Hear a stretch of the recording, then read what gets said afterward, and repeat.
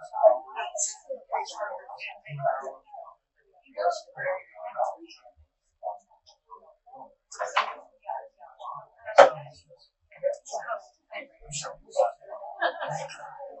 folks. So we're going to go ahead and get started. We have a lot to get through today. We're going to hear from Jeremy Davis, County Commissioner candidate, Precinct 2. We're going to hear from James Lee, Justice of the Peace, Precinct 2. LucyAnn Sanchez-Miramontez, Justice of the Peace, Precinct 5. Michael Lang, who's running for Texas Comptroller, and Amy Martinez Salas, who is running for Texas Senate. So that's a lot. But before we get started with that, I need to tell you a couple of things. First of all, I want to talk about our forum and No Kings. Both of those things were absolute triumphs. We had wonderful speakers from all the groups that are partnered with us. And at the forum, all the leaders gave wonderful speeches. We had inspiring speeches from James and Lucy and others that helped bring it along. And Talarico was amazing. And the video of Talarico's speech here is a little bit viral. It's had, I think, thousands of views. So kind of helps to put us on the map. What'd you say? Over 10,000 views.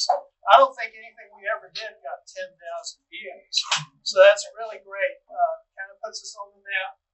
So all those things were wonderful. And then last week, we heard that while all that was going on, the county commissioners redistricted the county commissioner precincts.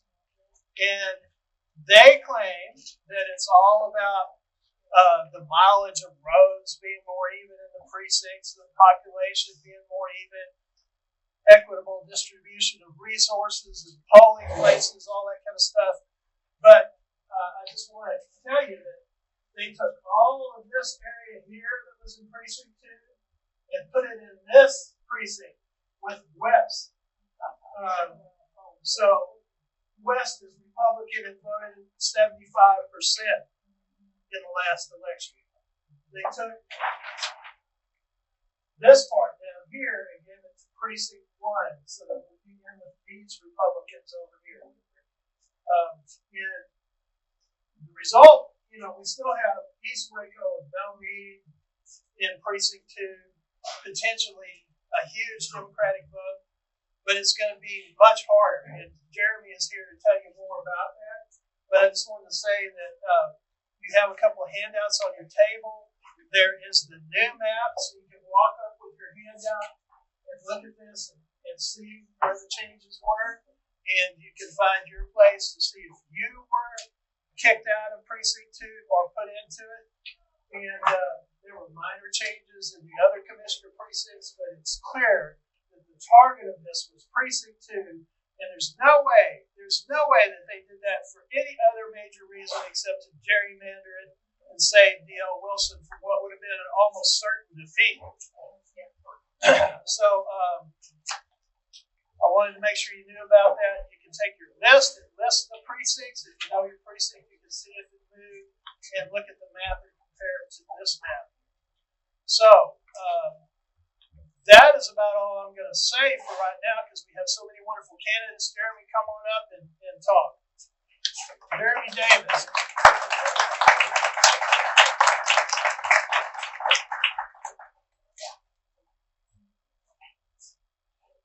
All right. Good afternoon. My name is Jeremy Davis. I'm running to be your next McLennan County Commissioner in Precinct 2. If you haven't had the privilege to meet yet, I'm a husband, I'm a father, I'm a Waco native. I'm someone who's dedicated my entire life to the well-being of our community. For the first time in recent history, we have no Democratic representation on the Commissioner's Court. And we see the effects of that. We talked about it last year, but we're able to live out the effects of having no representation on the Commissioner's Court. Mark has already covered the redistricting that happened last week, but even before that, myself and Mark and other Democrats had to go petition the Commissioner's Court from stopping the removal of 2 voting locations in Precinct 2 that were heavily minority and heavy Democrat areas. There's no, I think a blind man can see what our County Commissioner's Court is up to with the gerrymandering of these maps. But what we have to do as Democrats, as neighbors, as community members, is stick together and band together. If we want to reverse these maps, if we want to make sure that people have access to the polls, if people have fair and equitable representation on the Commissioner's Court, this is not the time to be divided. This is not the time to play into shenanigans. This is the time to put our boots on the ground, get people to the polls, and get McLennan County back on the right track. It's time for new leadership with a fresh perspective, and that's what I plan on bringing. So I ask you to vote for Jeremy Davis, support our campaign, and let's work together to move this ship back in the right direction. All right, our next speaker will be Judge James Lee, who is the senior Democratic elected official in McLennan County. He's running for re-election as our Justice of the Peace, Precinct 2. Welcome, James. Good morning. Well, good afternoon. I apologize. All right. As Mark mentioned, actually I'm currently the third oldest JP. You have Constable Johnson, who is currently the oldest, and then you have Kentu, is that right? Kentu, and then you have myself. So I want to make sure I give them credit where credit is due when it comes to having served as a Democrat in McLennan County. And so with that being said, I have been in office since 2015, thanks to all of you, and I want to especially say thanks to the precinct chairs, because a lot of you may not know back in 2014, the Commissioner's Court did the same thing. They did, and they did it after the primary election. And so it was up to you, the precinct chairs, to decide who was going to be on the ballot. And I want to thank you for your support and your continued support throughout all of these years. So give yourself a pat on the back and applause. Let me tell you a little bit more about the JP, and you're going to learn a little bit more with Judge LucyAnn and myself. And so not only am I the Justice of the Peace, but I also have many other roles. Within McLennan County, they relied on my expertise to make sure that not only my court, but every other justice court remains in compliance with all legislation that's passed. And why they do that? Why? Because I am the smartest JP. I'm just going to be honest. LucyAnn, I know, hey, I'm her mentor, she better not say it. There you go. We work together, and it's my job. Not only is my job to make sure that McLennan County is in accordance, it's also my job as district director of the Texas Justice Court Judges Association to make sure that we provide training to all of the JPs and clerks within the state. And I've been doing that for a couple of years now. And along with that, I also serve as a board member of EOAC. And we provide lots of resources. And as you see right now with everything that's going on, things being shut down, we rely on those resources to make sure that we provide some needed resources to those in need. So, and also I'm the vice president of Carver Neighborhood Association, whereas I work with city and other officials to make sure that the resources are spread out through the Carver Neighborhood Association. And I also serve as vice president of Eastern Little League. We provide youth sports to the children of not only East Waco, we have Bellmead, we have North Waco, and we have kids that play for us that belong in the Lake area. Why? Because we're fun and we like making sure the kids have fun, right? And so with that being said, with all of this, I'm still a husband and a dad. I have 4 grandchildren.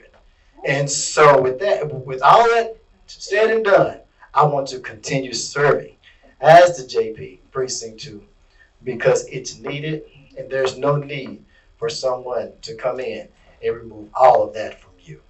And so again, thank you. I hope myself to any questions afterwards, and God bless you and God keep you.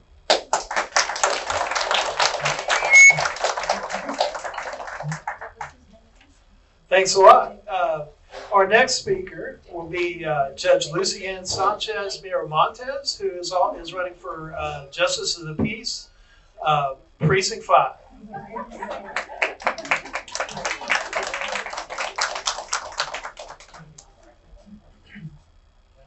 Good afternoon, everybody, fellow Democrats. I'm so happy to be here.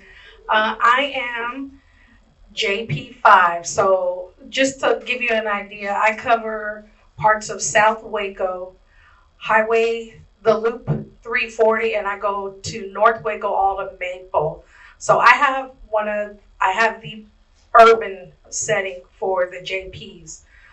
The other ones, they have to kind of travel out into the sticks, like what I call. But so I'm lucky, I get to stay in town. But just to inform you about the JP, my biggest court is eviction cases that I see in my courtroom. And what I do in my courtroom is we try our best to work with the landlords and the tenants to come to resolutions with any issues with the tenancy. Sometimes that's referring people out to EOAC, Salvation Army, to see if they can get assistance, Waco Housing. We try to create a bridge between us and these third-party, basically help charities to help those that come into my office. The other thing that I do is I also send flyers of Grassroots Waco and flyers for Waco Habitat for Humanity to my renters, just so that they know that buying a home is an option. I serve the lower socioeconomic level, and for those folks, they think renting is the only option. So one of the things that distinctly makes my court just a little bit different is we try to promote home ownership, okay, because we all know home ownership provides stability. So we give that information out. That's also Neighborhood Works. When they have financial and home ownership meetings, we'll send a flyer out, or we'll send an email and say this may interest you as a constituent. The second most cases that I see are my truancy cases. So I work with a lot of youth. These youth are coming from lower socioeconomic backgrounds. The parents have low education, low job skill, and most of those parents are working 10 to 12 hours a day, and the kids are left pretty much to fend for themselves. So when they come into our court, again, it's to create that bridge. We send them to the Voice, we send them to Claris, the Cove.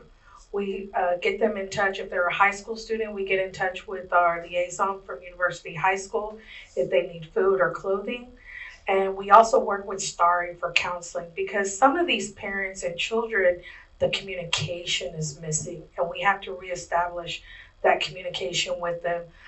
As you know, once they hit middle school, that communication drops, and parents are kind of like, okay, you got to get up and go to school, and kind of the accountability lack. So we bring them back in the court, and we try to get those parents to work with them. We've had some successful cases in my courtroom. I think the biggest question I've ever get asked about truancy is, have I ever jailed a parent? Yes, I have. And the reason being is because they don't follow the court order. We're there to support you, but you have to do the work. And it is a court order, and we want your child to be successful. Other than that, it's small claims and debt claims, 20,000 or under. This is my first term as a JP, and I have thoroughly enjoyed it. I have enjoyed representing my community. I also have the distinct honor of being the first Hispanic female JP judge in McLennan County history. And thank you. And that is very distinguishing, because I want to continue to be a trailblazer for the next person that comes in behind me. Yes. I found out you married my son.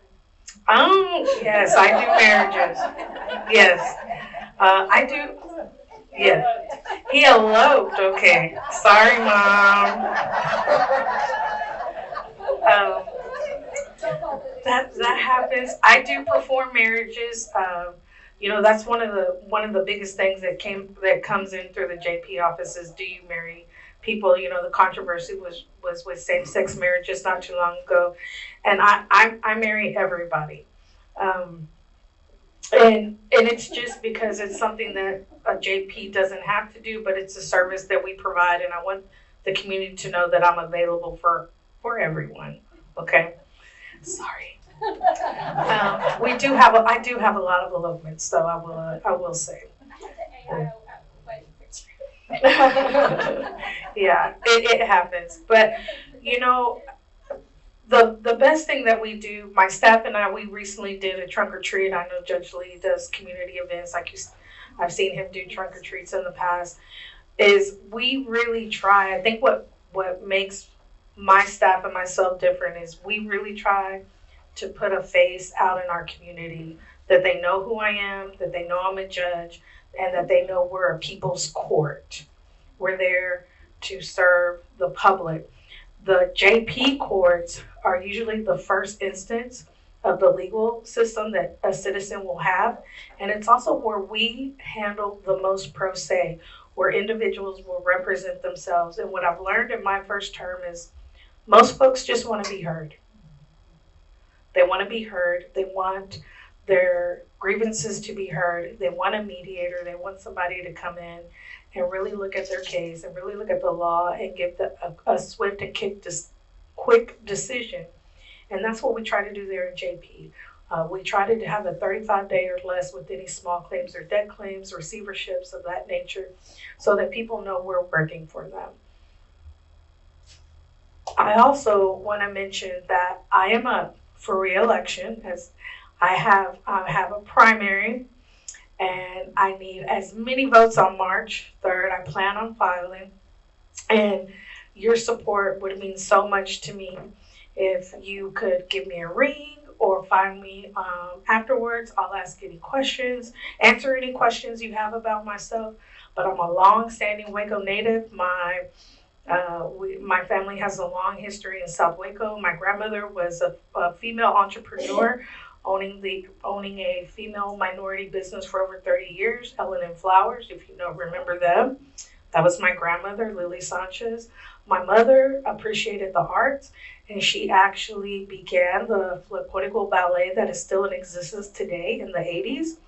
And then my brother, Don Sanchez, he was DJ Poder, and he worked with Lale 104.1, and he actually had the top Central Texas Tejano radio station right here in Central Texas for over 10 years.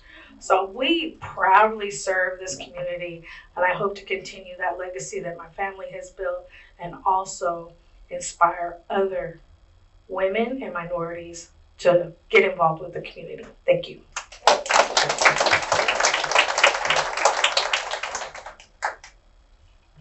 All right, we're going to keep moving along. Our next speaker is someone that I've met many times as I go to Texas Democratic Party events. Michael Lang is running for our Texas Comptroller, statewide race. Very big challenge.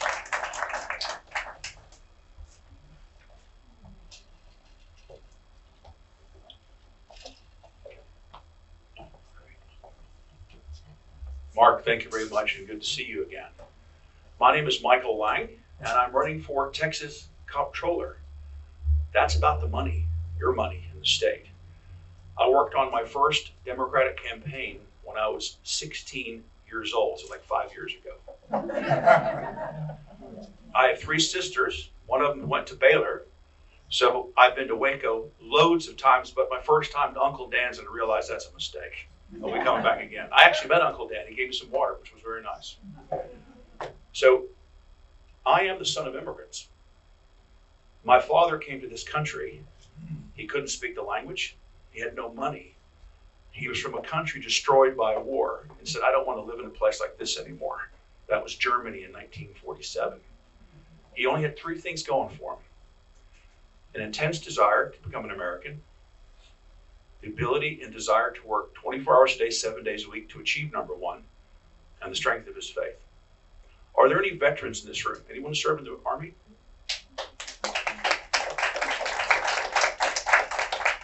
First of all, thank you for your service. And it's because of you I'm here. And let me explain. When my father was 14 years old, he was in a small farming town. As a matter of fact, he was the first person in the history of our 460-year history of our family to graduate from high school. Do you remember a person named General George Patton by any chance? The Germans were scared to death of him. So this was about 4 weeks before the war was over. And my father grew up in a small farming village of about 1,000 people. And people were coming through and saying, Patton's on his way, he's going to kill all of you. You have to run. The problem is they hadn't really had food for 6 months. They were starving. This is a farming village of 1,000 people. Where are they going to run to? What are they going to do? So everyone went and hid in their house. But guess what? A person of faith and the mayor said, wait a minute. Maybe they'll take the fact that we're farmers, not soldiers. Everyone come out of your house and put your bed sheets in the window so when they come in, because it's only one street town, maybe they'll not kill us. And by the way, let's put all the children in front, all the parents behind them in a big row. So when the Americans come in, they'll see we're children. And maybe they won't kill us. So sure enough, 2 hours later, here comes the American soldiers riding on top of tanks. One of them stopped 7 feet away from my father, 14 years old. Now you have to think about something. He thought he was about to die. He'd been told the Americans kill everyone. They don't care. So the American soldier could tell he'd been in combat. And he stood up with his machine gun. He put his hand into his pocket. And my father thought he was going to pull a hand grenade out and start killing everyone. But you know what that American soldier did? He threw a Hershey's chocolate bar to my father. And actually more than that.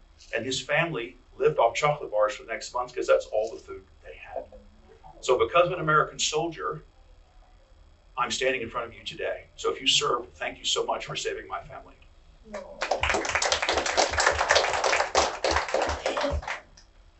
Comptroller's about money. Let me put a perspective on it for you.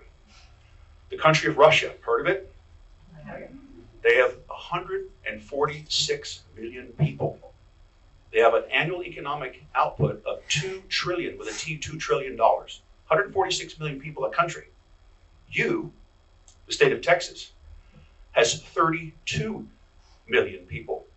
You know what your annual economic output is? $2.7 trillion.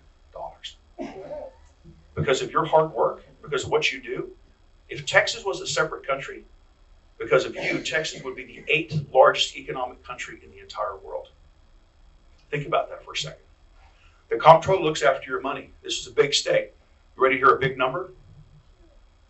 How much money do you think the Comptroller looks after for you, your money, between federal and state money? Remember, it's a 2-year budget. $338 billion, of which $195 billion is state money. Let me ask you this. Does the Comptroller report into the Texas House? No. Does the Comptroller report into the Texas Senate? No. Does the Comptroller report into the Lieutenant Governor? No. Does the Comptroller report into the Governor? No. Why? Because the Comptroller is an independent agency. It's overseen with checks and balances, but it doesn't report into any of those organizations. By the way, once every 2 years, when the legislature gets together in Austin, who tells the governor, who tells the legislature how much of your money they can spend? The Comptroller. And it's non-negotiable. The Comptroller is the cash flow of the state. It's what keeps everything moving. But what else does it do? School vouchers. Anybody here a teacher? Any education? So my mother was a teacher, and I've got 2 sisters who are teachers.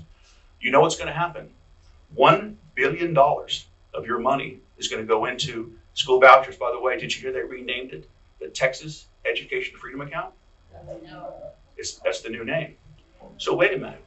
Who's going to oversee $1 billion of your money? Every penny of it goes through the Comptroller. The Comptroller also decides who's going to run the program. Guess what your Comptroller did to you last week? He chose someone to do it. He chose a company not based in Texas, a company called Odyssey, run out of Pennsylvania. So think about it. You're the Comptroller. Would you think about maybe hiring a company in Texas to promote Texas jobs? Well, hang on a second. How much money could you give to that company? Well, think about this. Odyssey, owned by a couple of Pennsylvania billionaires, last year put $6 million into Greg Abbott's pocket. Last week, the Comptroller, who's supposed to be independent, is going to put up to $50 million of your money into their pockets in Pennsylvania every year. Think about that for a second. Now, also, too, there's a little provision that says the Comptroller doesn't have to tell you how he spends that $1 billion. Well, if I'm Comptroller, I believe in transparency. Have you worked hard for the money you have? Yes. Would you like to know how it's used at the state level? Yes. Well, I think so, too. So if I'm your Comptroller, there's going to be transparency in that $1 billion you're going to spend next year.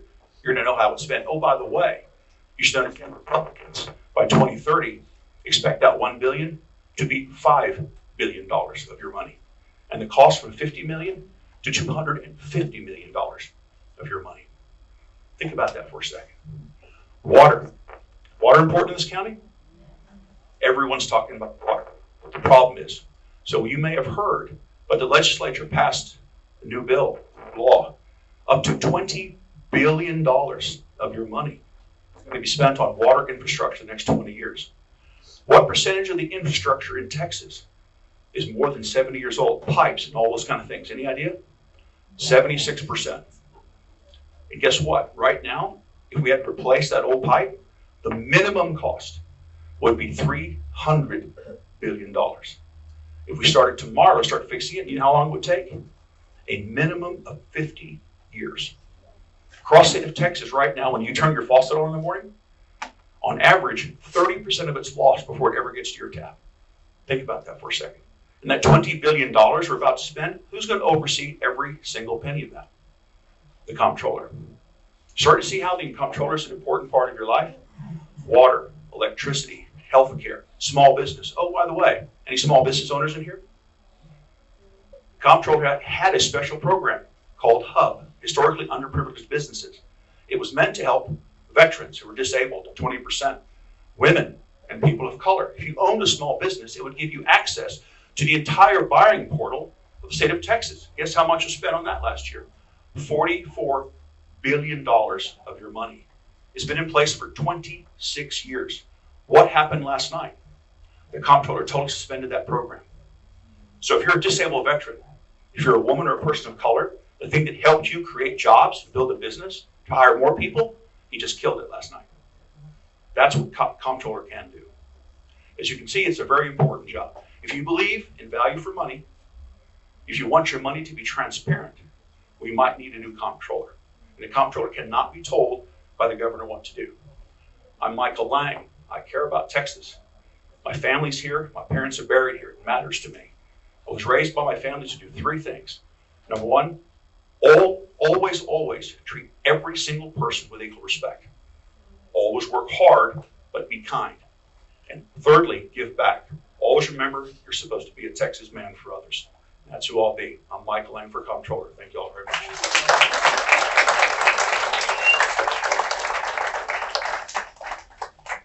All right, folks. Our next speaker is going to be Amy Martinez-Salas. While I'm up here, though, I want to point out that we have our T-shirts for sale in the back. It's not a sale; it's a donation. $20 for a T-shirt. We got a lot of them sold at the Forum and in No Kings, but we have those in the back. Also, Donna, raise your hand. Donna has the petition sent by Mila Flores, who originally was supposed to speak here, but her car broke down. So if you have not signed J. Gordon Mitchell's petition, you cannot sign two petitions for the same office, and you think you're a supporter of Mila Flores, feel free to go fill out that petition back there. Most of you know how petitions work because nearly all of you signed Ashley's petition. So without further ado, we'll go on to Amy. Texas Senate. Sorry. Hi everyone, my name is Amy Martinez-Salas and I'm running for Texas Senate 22. I know, very exciting. Thank you. I'm actually the first Latina woman to do so, and actually the first Democrat in a long time, if I'm not mistaken, since 2020. And it's very exciting. Thank you for allowing me to actually represent the communities here, especially in Waco. Well, Mr. Lang, I want to thank you because of that story, and it reminds me every day how life is so short, and it makes me very, very appreciative, and reminds me why I want to fight for people, especially in the communities. And for our veterans, thank you so much. It always reminds me why I'm proud to be an American today and what America's all about, because without you, we wouldn't have the freedom we do now, right? All right, so I want to tell you a little bit about me. I am a mother of 4. I am married, and I am also Christian. I am also a student at UTA currently right now, and I am actually a first generation to graduate with a bachelor's degree and now a master's. Thank you. It's a big milestone, especially coming from a daughter.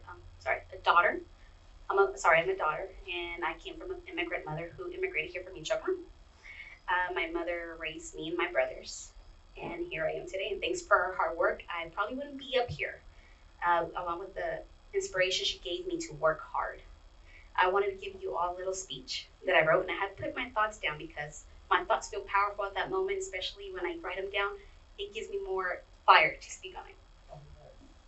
All right. I'm Amy Salas, and I'm running for Texas Senate 22 because I'm tired of watching folks in Austin listen to the West Texas billionaires instead of the people who actually live here. So why do I want to run? Because I want change. We all want change.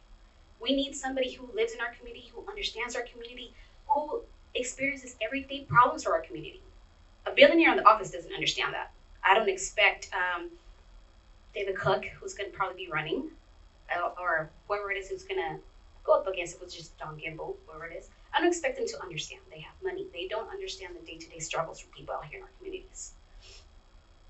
In our small towns, we know what matters, but while we're praying for rain, they're busy cutting deals and letting our communities dry up, literally.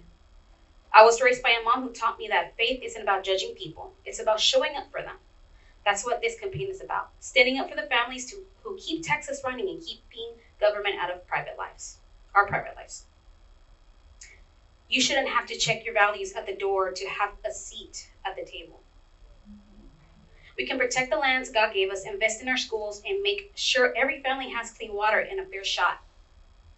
Because when we put Texas families first, we put Texas back where it belongs, in the hands of the people who call it home.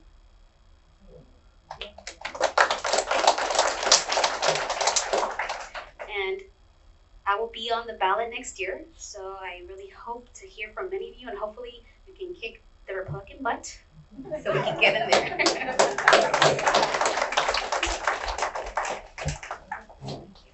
All right, we're really grateful to have Amy. Didn't look like we were going to have maybe a Senate candidate, and we've had terrible representation for years. And she's the only one announced so far. We'll see who else comes along. McLennan County Democratic Party does not endorse any candidates in the primary, but I can tell you how delighted we are to have her running and to know that we have a candidate. We've got a few minutes here. Is there anyone who has any questions for any of the candidates that are here? I'll bring you the microphone. I got several, so here we go. This is for the JP candidates. Were they going to redistrict the JP districts as well, or did they talk about it? Do we know what else they're planning to do? So, as it stands right now, to my knowledge, they are not going to try to redraw the lines. That it is under the county commissioner's purview, correct. I think the big fish right now, they've done what they needed to do with Precinct 2. So hopefully they'll hold off on ours. We don't know, they are sneaky. And so I just encourage everyone you don't have to go to every meeting. They are live. And if you want to make public comments remotely, you can do so as well. You just have to contact the county judge's office and you can let them know exactly how you feel during public comments.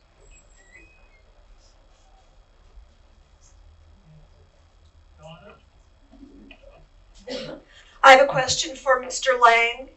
I'm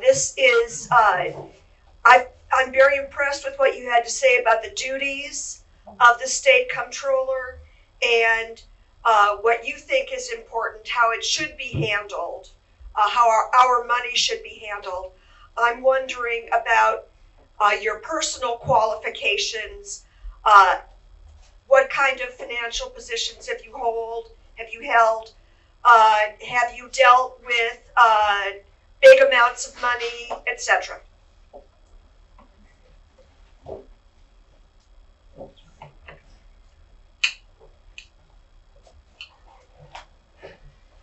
Thank you very much for that question. It's a very good question because the Comptroller looks after almost 3,000 staff, has more than 30 offices around the state of Texas and one in Chicago. And the annual internal budget of the Comptroller is in excess of $300 million a year. So who am I? Well, I was born in Houston, and I always say I have one foot in Houston, but I have a boot in rural Texas. My family has a couple small cow-calf operations, one in Waller County and one in Lee County. So I spent a lot of part of my life in rural Texas. Rural Texas is very important to me, and it's very important that we continue to do that. So I went to Straight Jesuit, which is a private school in Houston on a scholarship because my parents didn't have the money to afford it. I went to University of Texas in Austin, degree in finance. I went to Rice University to take additional excess finance courses. I'm a graduate of the New York Institute of Finance and Advanced Finance Programs. And I also went to INSEAD, which is based in Fontainebleau in France, which is Europe's leading business school, and I have advanced management certificate for senior executives. In my career, I have worked for almost 40 years, 30 years for large, multinational, multi-billion-dollar companies, where I was a senior executive, responsible for things like all of Europe and Asia, and had thousands of employees and billions of dollars I was responsible for.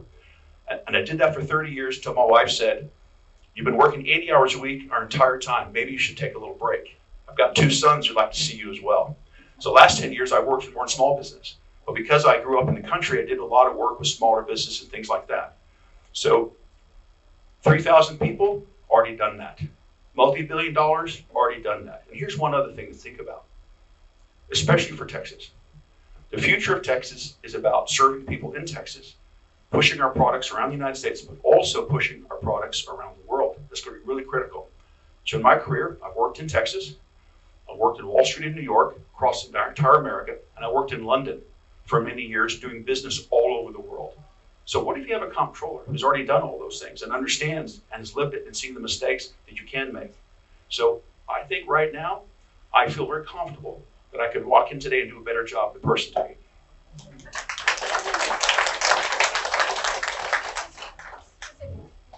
How do you plan to have that experience? How is it going to be accessible to Texas? Well, first of all, because I believe in transparency. Okay, sorry. The question was, how do you plan to make sure transparency actually becomes possible? Well, first of all, a part of that's because you're independent. So Lieutenant Governor and Governor can threaten you, but they can't stop you. That decision from Odyssey was told him to do that, and he did it. So if you actually are a true comptroller, you're independent. And guess what else you have? You have a very powerful audit function. What you may not know is the comptroller is actually more powerful than the Texas Rangers. I'm not talking about the baseball team. Why is that? Because if your money's involved, you can go to any business, any person, and audit anything you want, and they can't stop you. So that's how powerful it is. So if you want to uncover something, for example, if the governor says, I'm going to use $600 million of your money on a non-bid situation, emergency contract, there's nothing to stop the comptroller from going in there and finding out what that was about. And guess what? You can share that information publicly. So the audit function, the fact that you can be a shared and you can't be controlled by the governor or anybody else, and the fact that you can use technology to tell people what's going on. All those things are in your favor. And by the way, if those 3,000 people who work for you don't do the job, I can find 3,000 more people, and I might start in Waco.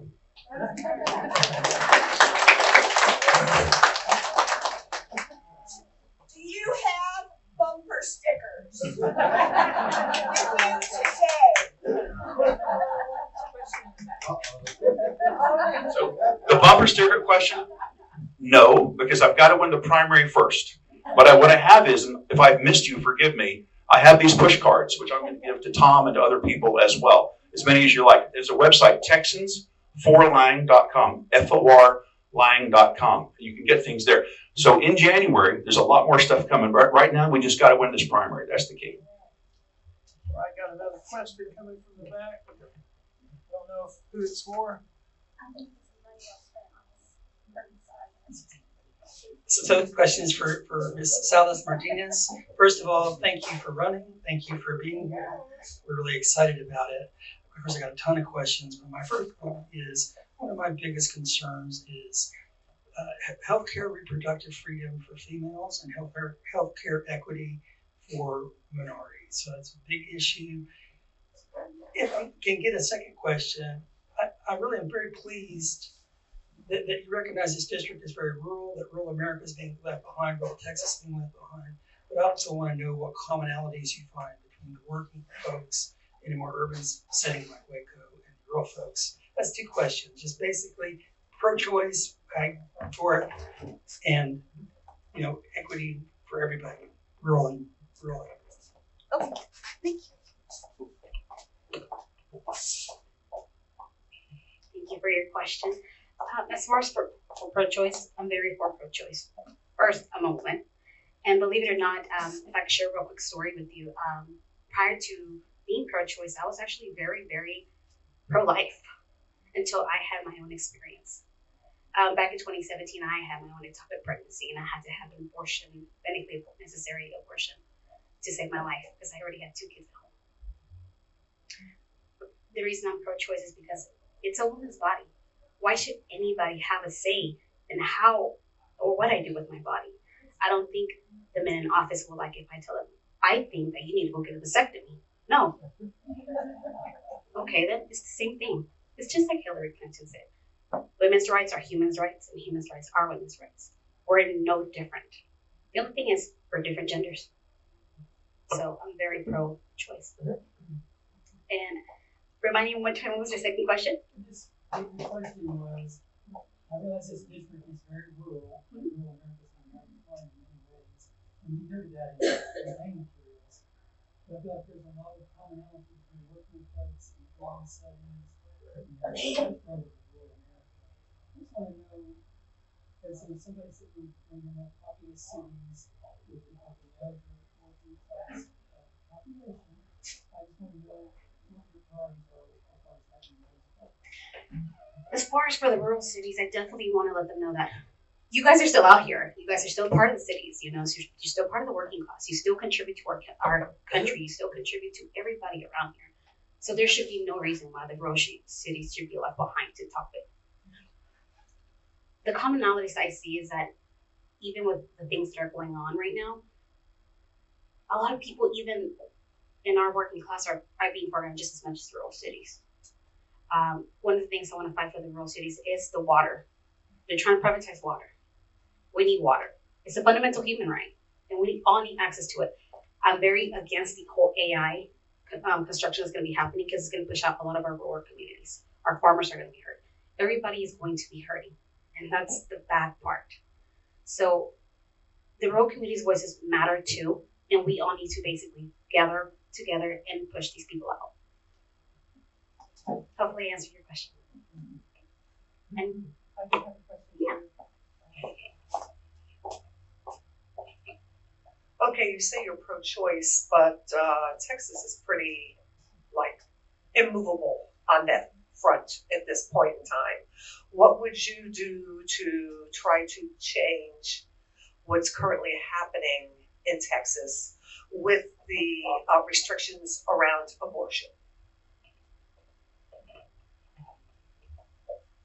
Given how Texas is right now, the best thing I can do for the moment, until I even get my foot in there and work out a best option, is explain and tell my story.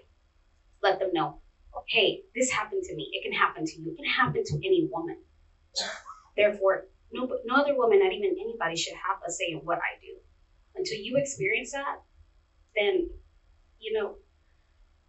why do you feel like you have to have a say?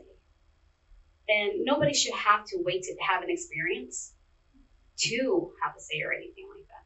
Hopefully I'm being a little bit more clear about that because my brain is going 500 miles an hour. I'm still a little nervous. But other than that, I'm here to fight Greg Abbott on that. I'm here to give Ted Cruz a hard time on that because given his policies and their ideology is crazy. I think it's crazy that the rapist will have more say so versus a woman who is the victim and can't have a choice to have an abortion for a pregnancy she did not want. I'm here to fight for those women's rights because I am a woman. I am you. I am the community's women. And trust me, I'm a very stubborn woman. And until I'm able to put my foot in office, Greg Abbott's not going to know what he's going to be dealing with because I'm going to be trying to flip that around for the communities and for the entire state of Texas.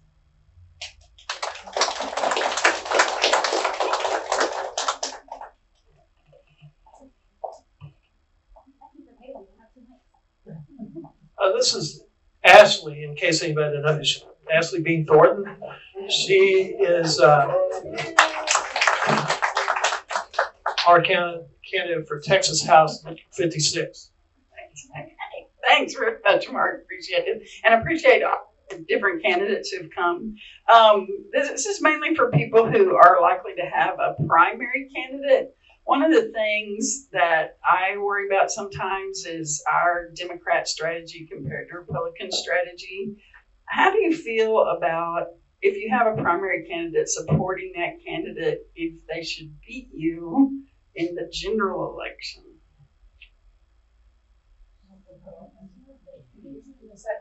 Yeah. If they beat you in the primary, how do you feel about supporting them in the general election?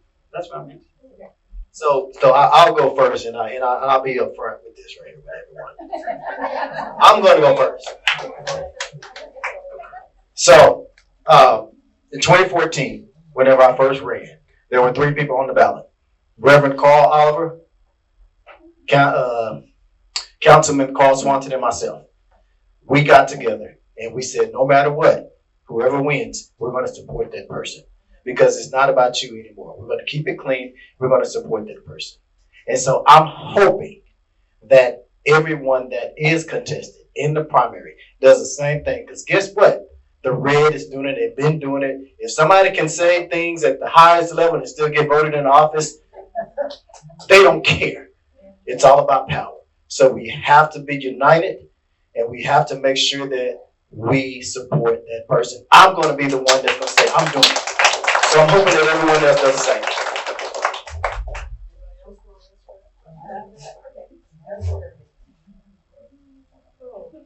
I agree with Judge Lee.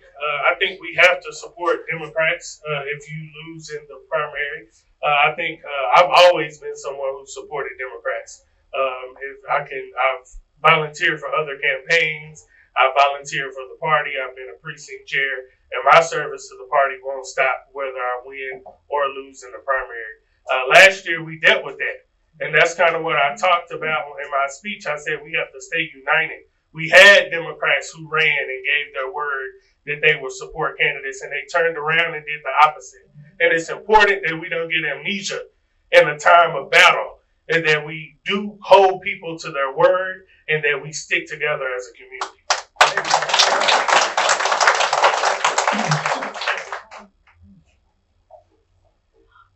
I have two, as I know of, I have 2 primary opponents, and I had one my first election as well. And you know, as a Democrat, we are supposed to support each other, and I have to agree with what Judge Lee and with Hermie has stated. That is one consistent issue that has happened right here in McLennan County, is that we are not united under one candidate because everything is personal. And that's how the Republicans can win, because the other candidate doesn't step up and say, you know what, I lost the primary, but if you could back this candidate to put all those votes under one person. It has yet to be done. And I'm hoping this year, we have that example leading us. I'll be honest, I'm nervous. I'm nervous too. And, But I, not only am I JP, I'm also president of Texas Democratic Women. And the one thing that I think the trend that we follow here, because I've seen it on the national level as well, is people are not able to put aside personal animosity and get behind one candidate. And that is why Democrats continue to lose, not only on grassroots level, but on that national level, because we can't do what's better for the party, what's best for the party. So I do want to encourage you that if your candidate doesn't win, okay, please talk to the candidate and say, would you make a statement to have your votes pulled to the next and show solidarity in that? That is something we do have to change here as a party. Thank you.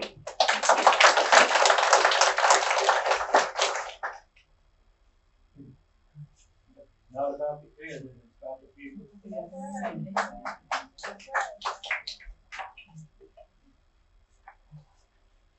We're almost done with this candidate forum, but I have to say right now, I'm not a candidate. But I need desperately a candidate for State Representative District 13. That is the eastern half of McLennan County, mostly minority, but now way too Republican for me. District 13 covers not just McLennan County, but that's pretty much the largest number of voters for our district. It also covers Hill and Limestone, and I'll forget, there are like 15 counties. They're all rural. Limestone, Falls, and so on. Bosque. Who else am I forgetting? Tom Hansen had to leave for an appointment, but Tom is Hill County Chair. We need a candidate, and we need to support that candidate. The current office holder, her name is Angela Orr, and it looks like it's Angelia, but she pronounces it Angela Orr.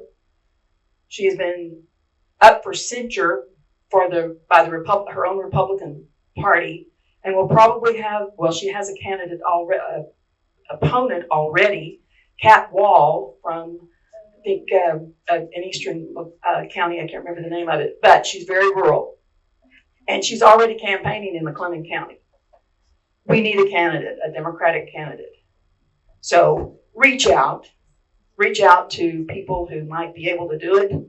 If Judge Lee wasn't so situated and well situated in his JP position and he lives in District 13, I've been begging him. One of these days he's going to do it. But right now, we need a District 13 candidate. We have some Limestone County people here. We have some Hill County and Bosque County and so on. Reach out to people who are eligible, and let's recruit a candidate or two to run in the primary for District 13. Thank you. Finally, though, precinct chairs in McLennan County and every other county. We need you. We need new precinct chairs in about 20 other precincts. And we're about to add another precinct, as I understand it. Not just the 2 that have already been added in this last 3 months, but one more. And we need them working, going door to door from now until February the 14th, 17th, when the early voting starts. For 17th, thank you, the primary. And maybe, from what I hear from election administrator, is that March 3rd will be the primary date election, but it may be changed. There's rumors of that. Who knows? Thank you very much. All right, we're going to wrap it up here so that people have time to talk to these candidates on their way out. But there's something I needed to tell you about related to candidate recruitment. I got contacted or heard earlier this week that Beto O'Rourke was going to be in Waco on Sunday at 2 o'clock for a candidate recruitment rally hosted by Blue Texas. And so I called Beto, and all he knew about it is that he was coming to Waco. So I'm signed up for this, and it's in the newsletter. I put the link up in the newsletter. I'm signed up for it. I'm going to go. It's a little vague about where it is. I have not been able to find anybody that would answer questions that's related to the people setting it up. But I'm going to go and we will kind of take it over. If they're not organized, we'll make it our own event. People have heard Beto's coming, so it's getting signups pretty rapidly, looks like, from looking at the newsletter. Thanks. Southern Roots Brewing Company. So we're going to go. I mean, we're the people that McLennan County candidates have to actually file with. So we'll be there to help them have a great candidate recruitment rally. On Saturday, that's on Sunday at 2 o'clock. Also on Sunday at 1 o'clock, the Waco Friends of the Climate will be back up on the pedestrian bridge, South Valley Mills and Bagby. If you want to go and join that protest, you can protest every week in McLennan County because they provide that every week on that pedestrian bridge on the South Valley Mills at Bagby. And then on Saturday evening, we're going to have our float in the Dia de los Muertos parade. And there's still room for about 7 or 8 people to sign up to ride or mostly walk alongside the float, giving out candy, copies of the Constitution, and information about the constitutional amendments. The constitutional amendments election is very important. There is not a unified position of the Democratic Party on those constitutional amendments, but I can tell you we're voting against most of them. And I think we have a sheet here today that is in the room that shows recommendations from the Mothers for Democracy. And pretty much most of us support those recommendations. So please go out and vote. This is a very low turnout election. It will be. And that means that if we all go and vote, we can change the outcome. And most of this stuff comes from this extremist Republican legislature that we had. There's a lot of things in there that might sound good to a person who doesn't know anything.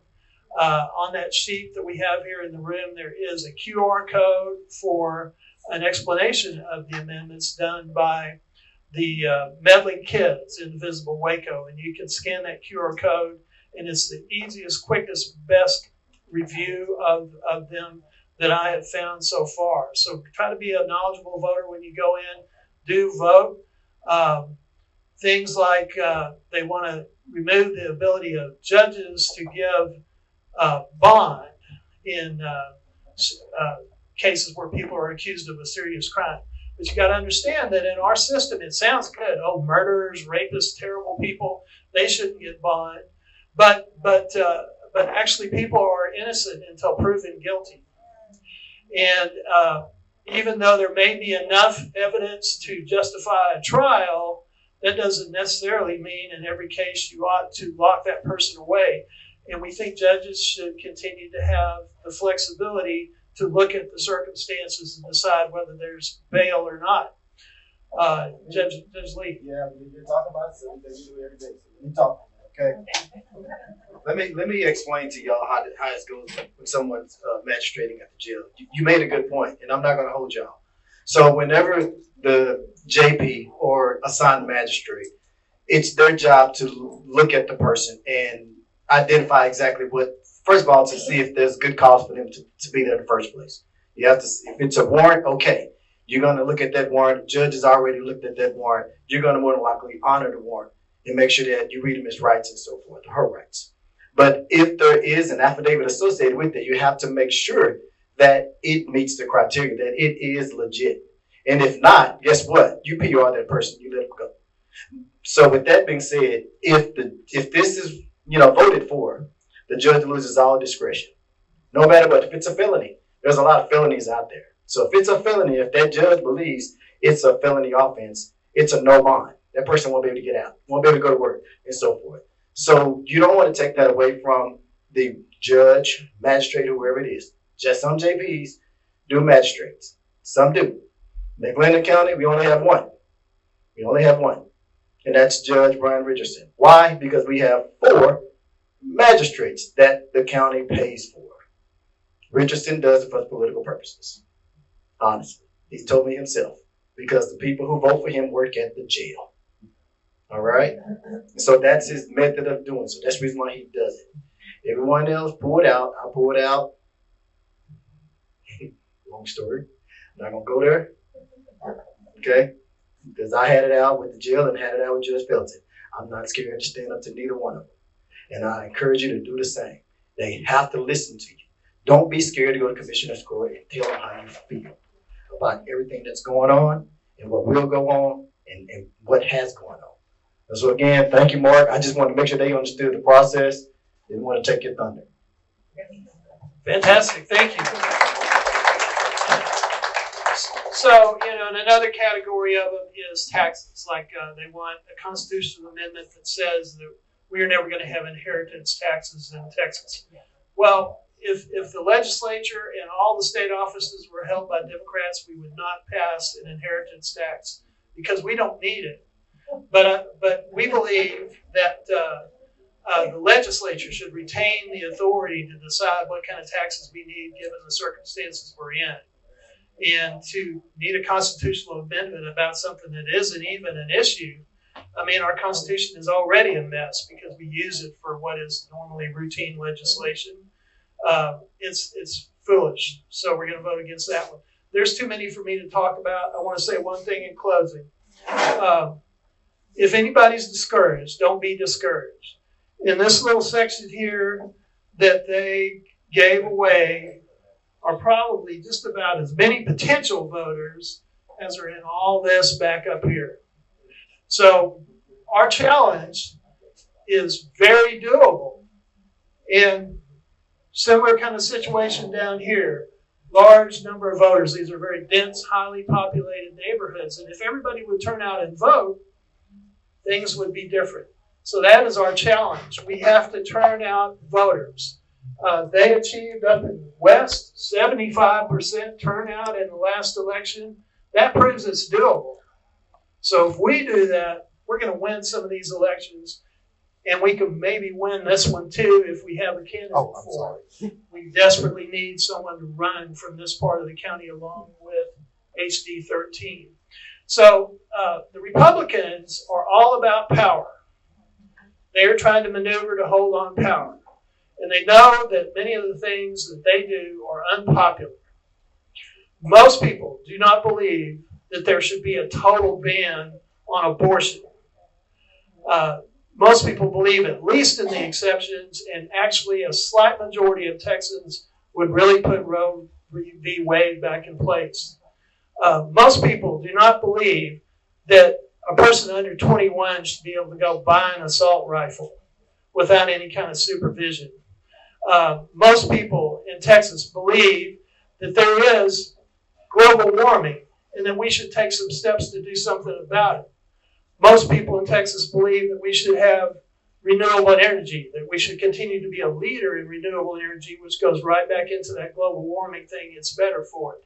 Most people in Texas and in the nation do not believe that you should hire 100,000 shock troops to go out and drag people off the street indiscriminately and beat them up, shoot them, incarcerate them in cruel camps. Most people in the United States don't believe that. In going back to Mr. Lang's point, my father was one of the people that went over to Europe to try to stop that kind of thing from happening. And he's a big reason why I'm up here doing this today. We are facing something a little similar to what they had in Germany back in the 30s. And you know what? It's not going to happen here.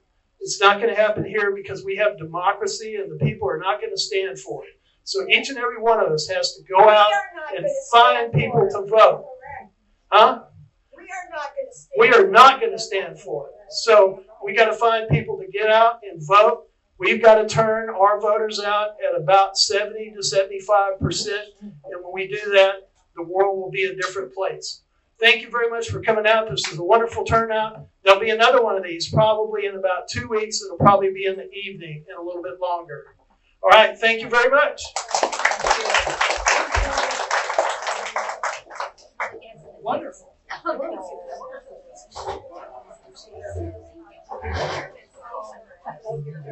Thank